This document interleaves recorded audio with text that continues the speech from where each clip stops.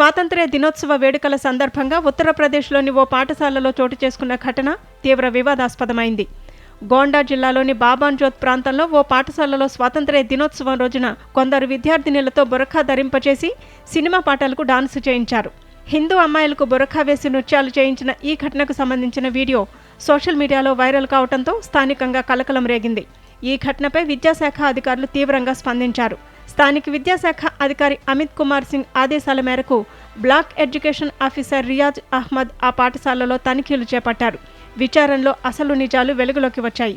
ఎలాంటి ప్రభుత్వ అనుమతులు లేకుండానే ఆ పాఠశాలను అక్రమంగా నిర్వహిస్తున్నట్లు తేలింది. వాస్తవానికి ఆ పాఠశాల నిర్వహణను నిలిపివేయాలని అధికారులు వారం క్రితమే ఆదేశాలు జారీ చేశారు. అయితే ఆ ఉత్తర్వులను బేఖాతరు చేస్తూ యాజమాన్యం స్కూల్ను యథావిధిగా కొనసాగించింది. దీంతో ఆగ్రహించిన అధికారులు కఠిన చర్యలకు ఉపక్రమించారు.